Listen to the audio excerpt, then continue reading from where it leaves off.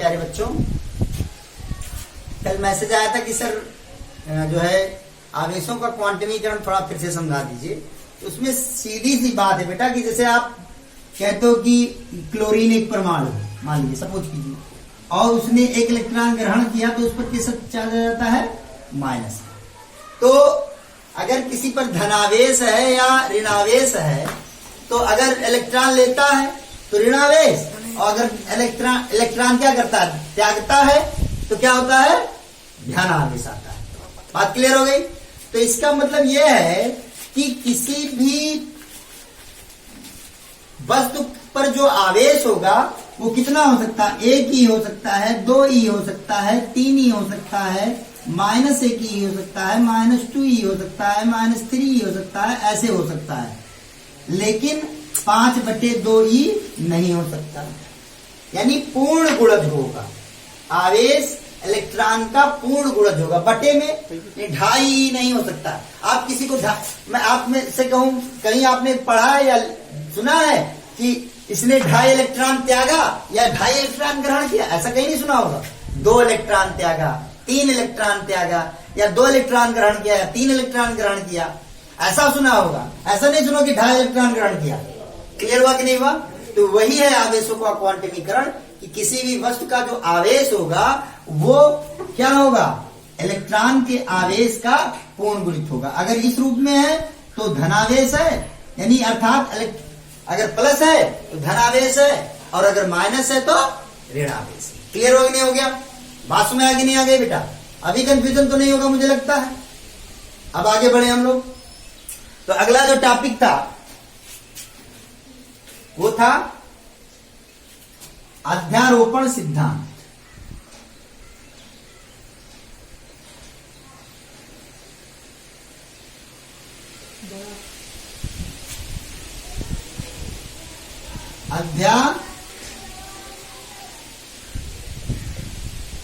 अध्यारोपण सिद्धांत।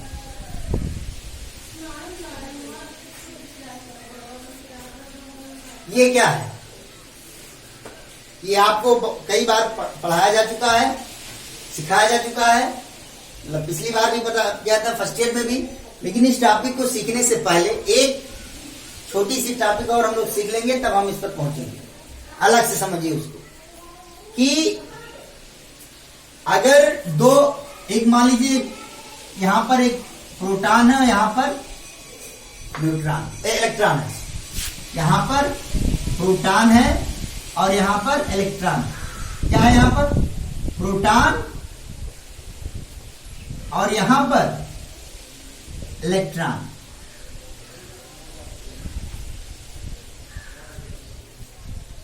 क्लियर हुआ कि नहीं हुआ? अगर मैं आपसे पूछूं कि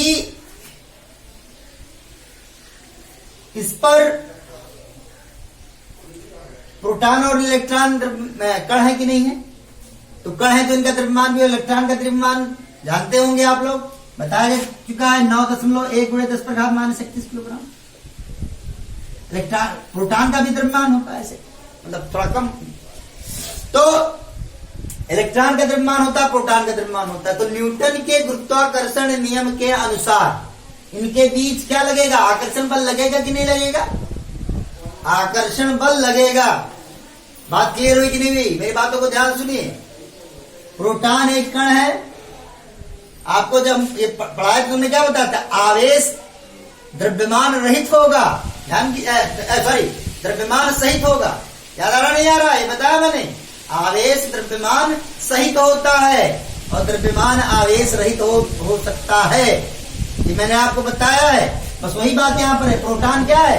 धनावेशित है कि नहीं है? और प्रोटॉन जब धनावेशित है, इस पर आवेश है तो निश्चित है, लेकिन इसका कुछ ना कुछ द्रव्यमान है। क्लियर हुआ कि नहीं हुआ? इलेक्ट्रॉन क्या है? एक कण है, और कण है कैसा कण है? आवेशित कण है, और हर आवेशित कण का कुछ ना कुछ द्रव्यमान होता है, आपको बताया जा चुका है। तो इलेक्ट्रॉन का कुछ ना कुछ द्रव्यमान होगा। तो प्रोटॉन का भी द्रव्यमान है और इलेक्ट्रॉन का भी द्रव्यमान है। और न्यूटन ने क्या कहा था कि ब्रह्मांड में उपस्थित किन्हीं दो वस्तुओं के बीच या सभी वस्तुओं के बीच, अगर मान लीजिए ब्रह्मांड में इन्हीं दो वस्तुओं के बीच लगने वाला आकर्षण बल उनके द्रव्यमानों के गुणनफल के अनुक्रमानुपाती होता है और उनकी बीच की दूरी के वर्ग के व्युत्क्रमानुपाती होता है। लगने वाला बल F कणों के द्रव्यमानों के गुणनफल के अनुक्रमानुपाती होता है और उनके बीच की दूरी के वर्ग के व्युत्क्रमानुपाती होता है। एक अच्छा 11 में आपको सिखाया गया था, ध्यान दीजिए, मेरी बातों को सुनिए।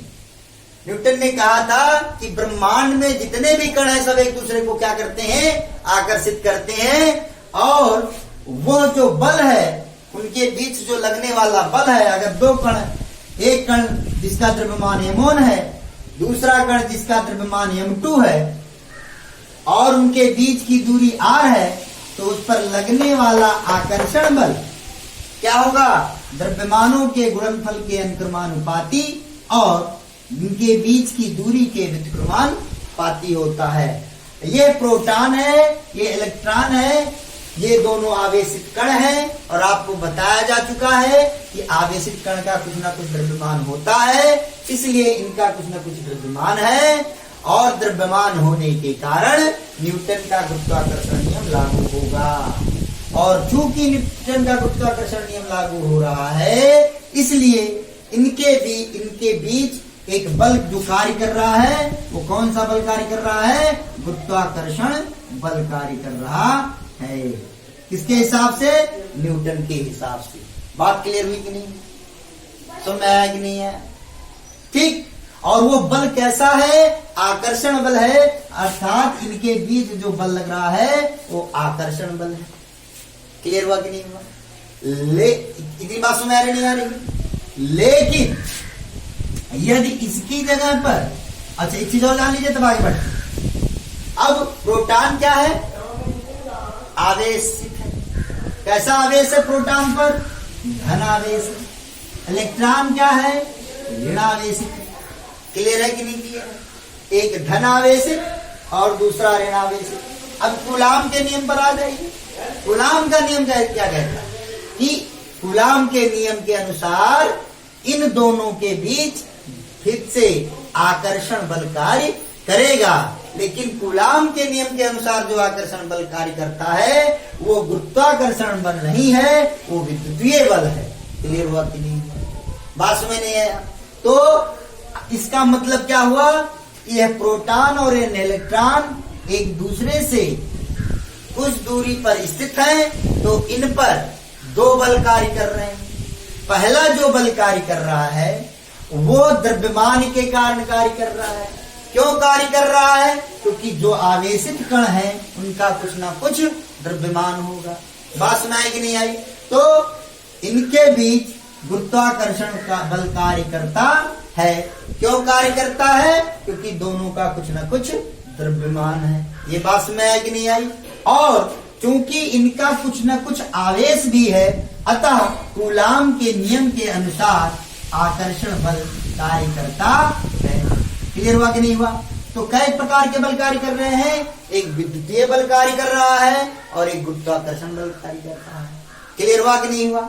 अगर आपसे कोई पूछेगा कि कितना गुरुत्वाकर्षण बल कार्य कर रहा है, तो आप लिखोगे F बराबर G mp me अपान r स्क्वायर। F बराबर G mp me अपान r स्क्वायर। G क्या है, गुरुत्वाकर्षण नियतांक है। mp मास ऑफ प्रोटॉन हो गया, me मास ऑफ इलेक्ट्रॉन हो गया, और r स्क्वायर उनके बीच की दूरी हो गई। क्लियर हुआ कि नहीं हुआ। अगर आपसे कोई पूछता है कि विद्युतीय बल कितना काम कर रहा है, तो आप लिखोगे 1/4 पाई एप्सिलॉन लो Q1 Q2 अपान r स्क्वायर, या यहां पर लिख सकते हो QP इंटू QE अपान r स्क्वायर। क्लियर हुआ कि नहीं हुआ। यदि हम यह मानकर चल रहे हैं कि इनके बीच क्या है, निर्वात या वायु है, तो लगने वाला स्थिर विद्युतीय बल ये है, इनके बीच लगने वाला गुरुत्वाकर्षण बल ये है। क्लियर हुआ कि नहीं हुआ? बात समझ आ रही नहीं आ रही? समझ आया नहीं आ गया? इतना कंफ्यूजन तो नहीं है? यहां पर QP क्या है? प्रोटॉन का आवेश है। Q क्या है? इलेक्ट्रॉन का आवेश है। और R क्या है? इनके बीच की दूरी। बात समझ आई ना बेटा? तो क्लियर हुआ कि नहीं हुआ? क्या लग रहा है इनके बीच? कौन सा बल लग रहा है? गुरुत्वाकर्षण बल भी लग रहा है और विद्युतीय बल भी लग रहा है। कोई दिक्कत तो नहीं है? सबके समझ में आ गया? अब हम आपको देखना, कोई पूछता है कि कौन सा बल ज्यादा होगा, ये वाला बल ज्यादा होगा या ये वाला बल ज्यादा होगा? ये वाला बल ज्यादा होगा, ये वाला बल कम होगा। और कितना कम होगा? लगभग 10 पर घात 36। ये जो बल है वो इस बल का लगभग 10 पर घात 36 गुना है। कितना गुना है? 10 पर घात 36 गुना है। इससे संबंधित आपकी किताब में उदाहरण दिया हुआ है, उसको समझ लेंगे। कोई दिक्कत होगी तो हमसे पूछ लेंगे। तो बात समझ आएगी बेटे कि नहीं आ गई? तो प्रोटॉन और इलेक्ट्रॉन है तो क्या बल लग रहे हैं? 2 प्रकार के, गुरुत्वाकर्षण बल और स्थिर विद्युतीय। क्लियर हो गया कि नहीं हो गया? अगर कोई पूछता है गुरुत्वाकर्षण बल ज्यादा होता है कि विद्युतीय बल ज्यादा होता है, आप कहोगे विद्युतीय बल ज्यादा होता है। या इस परिस्थिति में कितना ज्यादा होता है? 10 पर घात 36। जरूरी नहीं कि हमेशा इतना ही, लेकिन आपको यह एकदम निश्चित है कि स्थिर विद्युतीय बल जो है वो गुरुत्वाकर्षण बल से ज्यादा होगा, निश्चित रूप से ज्यादा होगा, इसमें कोई दो राय नहीं। क्लियर हो गया नहीं हो गया? अब क्वेश्चन ये उठता है, बात सुना कि नहीं आ गई, कि गुरुजी अब देखिए, बड़ी मजेदार बात देखनी है आपको, समझनी है और बातें सीखते चलना है आपको। कि मान लीजिए एक इलेक्ट्रॉन हो जाए और दूसरा फिर से इलेक्ट्रॉन हो जाए, यहां पर भी इलेक्ट्रॉन है और यहां पर भी इलेक्ट्रॉन है। अगर 2 इलेक्ट्रॉन है तो आवेश है, आवेश है तो द्रव्यमान है, और द्रव्यमान है तो गुरुत्वाकर्षण बल कार्य करेगा कि नहीं करेगा? करेगा।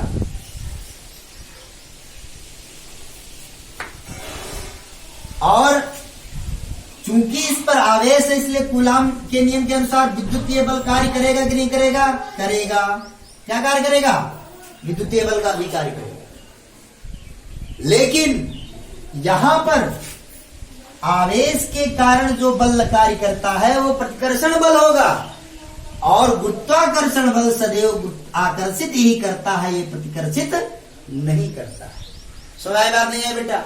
दोनों ही परिस्थितियों में, यहां पर भी और यहां पर गुरुत्वाकर्षण बल क्या कर रहा है? दोनों पिंड एक दूसरे को क्या करते हैं? गुरुत्वाकर्षण बल से आकर्षित करते हैं। लेकिन अगर हम विद्युतीय बल की बात करते हैं तो यहां पर विद्युतीय बल जो लग रहा है वो इन दोनों को आकर्षित करना चाहता है, लेकिन इस परिस्थिति में जो विद्युतीय बल लग रहा है वो एक दूसरे को प्रतिकर्षित करना चाहता है। ये बात क्लियर हुई कि नहीं हुई? तो परिस्थितियों के अनुसार वो जो बल है वो बल क्या होंगे? बल लेंगे। क्लियर हुआ कि नहीं हुआ?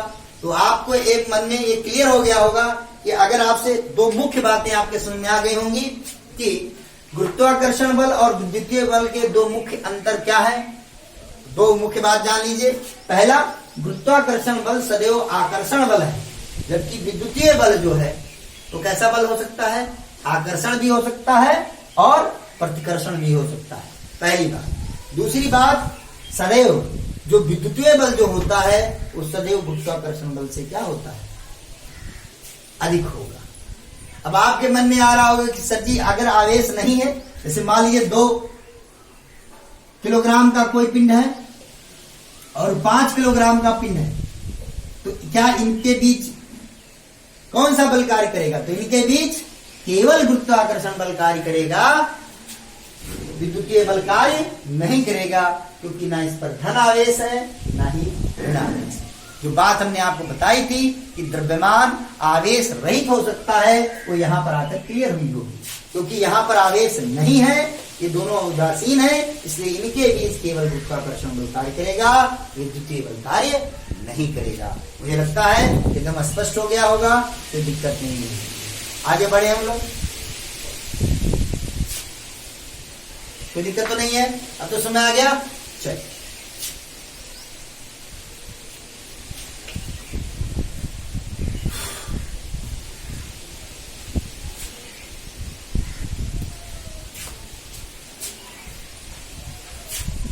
अब हम लोग बात करने जा रहे हैं अध्यारोपण का सिद्धांत।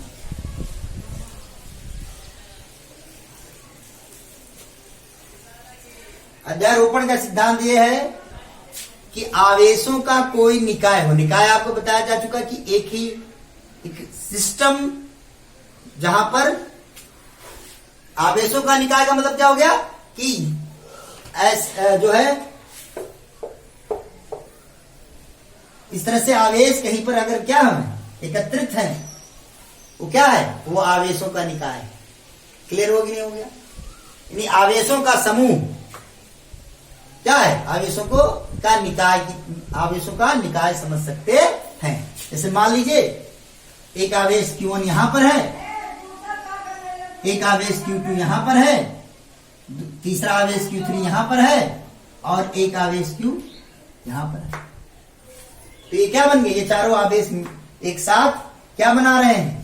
अगर इन चारों आवेशों को एक साथ बोला जाए तो हम क्या बोलेंगे, ये आवेशों का निकाय है। किन आवेशों का निकाय है? Q का, Q1 का, Q2 का और Q3 का।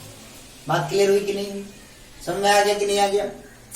अब अध्यारोपण का सिद्धांत ये कहता है कि अगर कोई आवेशों का निकाय है तो उन आवेशों के निकाय में किसी आवेश पर लगने वाला बल, आवेशों के निकाय में, आवेशों के निकाय में किसी आवेश के कारण पर, कि किसी आवेश पर लगने वाला बल, लगने वाला बल आवेशों के निकाय में किसी आवेश पर लगने वाला बल उस आवेश पर, उस बल की जहां पर यहां पर लिख लीजिए परिणामी बल, उस आवेश पर अन्य आवेशों के कारण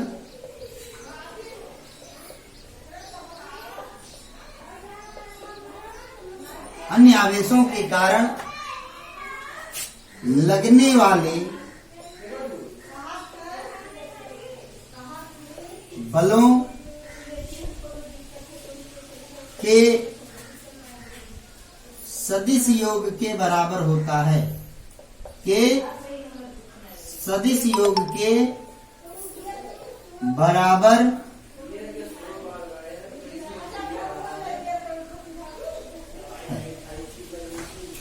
क्लियर हुआ कि नहीं हुआ? आवेशों के निकाय में, आवेशों का निकाय है किसी आवेश पर लगने वाला परिणामी बल उस आवेश पर अन्य आवेशों के कारण लगने वाले बलों के सदिश योग के बराबर होता है। अभी अब क्लियर हो जाएगा कि इसका, ये सारी बातें आपको कक्षा 11 में मैंने बताई थी। यहाँ पर M1 M2 M3 लेकर किस तरह से लिया था, सेम उसी तरह से है। मैंने कहा था कि ये चैप्टर बहुत इंपॉर्टेंट है, तो उन्हीं सारी बातों को फिर से रिवाइज किया जा रहा है कि हम अगर Q पर बल लगने वाला बल निकालना चाह रहे हैं तो Q पर किसके कारण, किसके कारण बल लगेगा? Q1 के कारण, Q2 के कारण और Q3 के कारण। क्लियर हुआ कि नहीं हुआ? पास में है। फिर समझिए, अगर हम Q पर लगने वाला बल निकाल रहे हैं तो किसके कारण निकालेंगे, किसके कारण Q पर बल लगेगा? Q1 के कारण, Q2 के कारण और Q3 के कारण। अगर हम कहें कि Q1 पर लगने वाला बल प्राप्त कीजिए तो Q1 पर किसके कारण बल लगेगा? Q के कारण लगने वाला बल, Q3 के कारण लगने वाला बल और Q2 के कारण लगेगा। फिर सुनिए, Q पर लगने वाला बल देखिए, Q पर किसके कारण बल लग रहा है? Q1 के कारण बल लग रहा है। ये हो गया F1। क्लियर हुआ कि नहीं हुआ? मान लिया हमने इसकी दूरी कितनी है r, कोई दिक्कत तो नहीं है? सुनाई नहीं आ गया? फिर Q2 के कारण जो बल लगेगा Q पर, वो कैसे लगेगा? इधर ये बात समझ आ रहा नहीं आ रहा? और Q3 के कारण जो Q पर बल लगेगा वो किधर लगेगा? इधर। अब आप कहेंगे सर इधर बल क्यों लग रहा है? क्योंकि Q1 और Q अगर धनावेश है दोनों, तो ये क्या करेगा? प्रतिकर्षित करेगा। तो Q1 के कारण Q पर जो बल लगेगा वो ध्यान समझिएगा, Q1 प्रतिकर्षित, Q1 धनावेश और Q2 भी धनावेश। तो आपको क्या बताया गया? Q1 Q को ढकेलेगा, प्रतिकर्षित करना चाहेगा, और Q1 को प्रतिकर्षित। तो Q1 के कारण जो Q पर जो बल लगेगा किधर लगेगा? इधर लगेगा, नहीं लगेगा? तो Q1 के कारण Q पर जो बल लगेगा किधर लग रहा है? इस तरफ। Q2 के कारण Q पर जो बल लग रहा है वो इस तरफ, और Q3 के कारण Q पर जो बल लग रहा है वो इस तरफ। क्लियर हो गया कि नहीं हो गया? अभी सारी बातें सुन में आए, इतनी बात हो गई कि नहीं हो गई? तो अब इसके कारण Q3 पर के कारण Q पर जो बल लग रहा है वो क्या है? F3। तो कै आवेश थे? 4 आवेश थे इस निकाय में। कै आवेश थे? 4। Q1, Q2, Q3।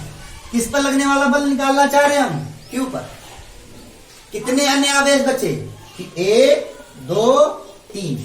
तो Q पर कितने बल लगे? F1, F2, F3।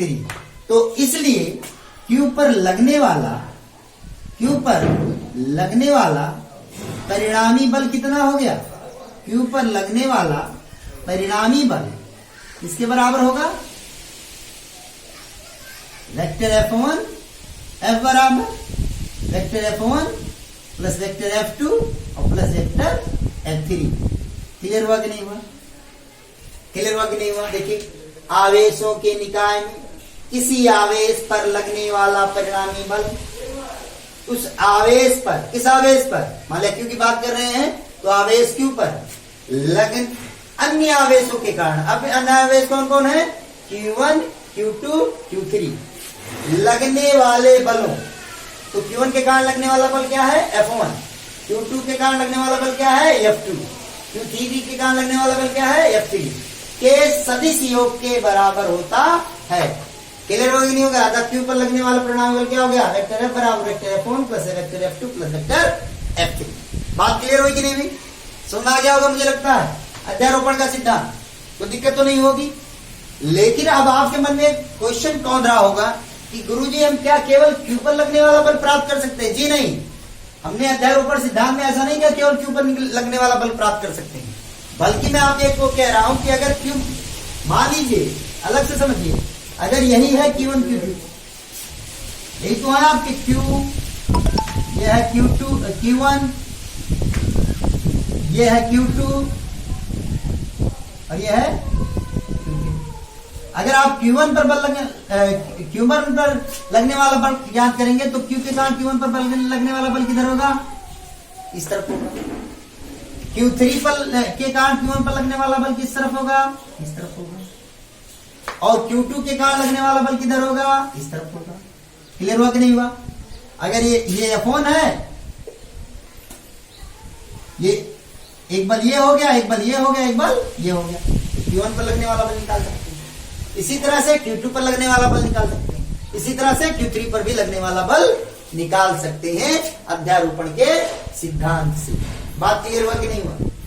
लेकिन अब आप ध्यान दीजिए कि जैसे बहुत समझते चलना आपको कि Q1 के कारण लगने वाला बल, Q1 के कारण Q पर जो लगने वाला बल है वो क्या है? वेक्टर F1 है। तो Q के कारण Q1 पर लगने वाला बल वेक्टर F1 नहीं होगा। क्यों? अब आप कहेंगे क्यों? आप तो कह रहे थे कि सर बल तो बराबर होते हैं। जी हाँ, मैं आज भी वही बात कह रहा हूं कि जितना बल Q1 Q पर लगा रहा है उतना ही बल Q1 पर लगा रहा है, लेकिन दिशा क्या हो गई? दिशा क्या हो गई? विपरीत हो गई। इसलिए इसको अगर आप वेक्टर F1 लिखते हो तो इसको वेक्टर F1 नहीं लिखोगे, बल्कि क्या लिख सकते हो? आप क्या लिख सकते हो? माइनस वेक्टर F1 लिख सकते हो। क्लियर हुआ कि नहीं हुआ? क्लियर हुआ कि नहीं हुआ? बात समझ आ गई नहीं आ गया?